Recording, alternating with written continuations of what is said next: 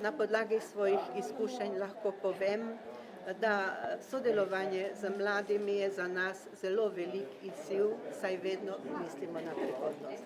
Zakaj? Mi želimo imeti nemoteno preskrbo v Sloveniji, nemoteno preskrbo neplačanih prostovoljnih krvodajalcev. Zaradi tega smo v času epidemije opazili, da je bil bistveni upad mladih novih krvodajalcev.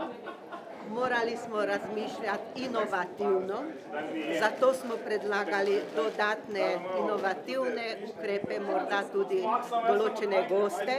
Zelo smo hvaležni neposrednim organizatorjem, to je študentska organizacija Maribor in območnemu združenju Rdečega križa, da so se potrudili, da so nas tudi upoštevali in jaz mislim, da bomo na ta način lahko pridobili nove krvodajalce, da bodo ti novi krvodajalci lahko zadovoljni in šele po tistem lahko pričakujem, da se nam bodo tudi vračali.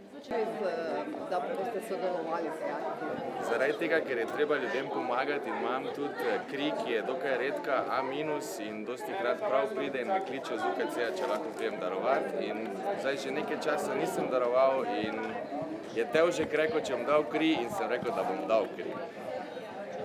Zakaj se vam zdi, da je to dober vzor tudi za ostale študente, mlade?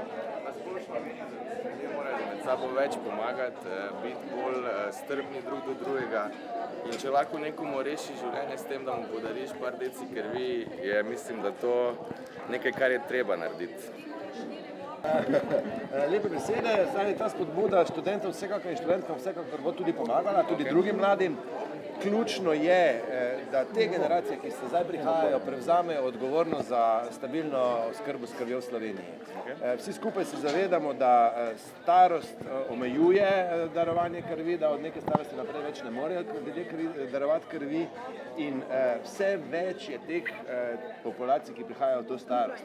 Tako da nam se v Sloveniji dogaja to, da nam se bazen krvodajalcev dejansko manjša. Kljub temu, da so mladi zelo odzivni, zelo radi sodelujejo, tudi razumejo tako solidarnost kot prostovoljstvo, razumejo te koncepte, da moramo drug drugemu pomagati. Mladi pravzaprav to dosti bolj razumete kot prodajna generacija vmes. Zakaj? Zato, ker ste živeli eno tako življenje, ko ste videli, da se bo treba še na koga drugega kot samo na sebe zanesti, če bomo hoteli živeti.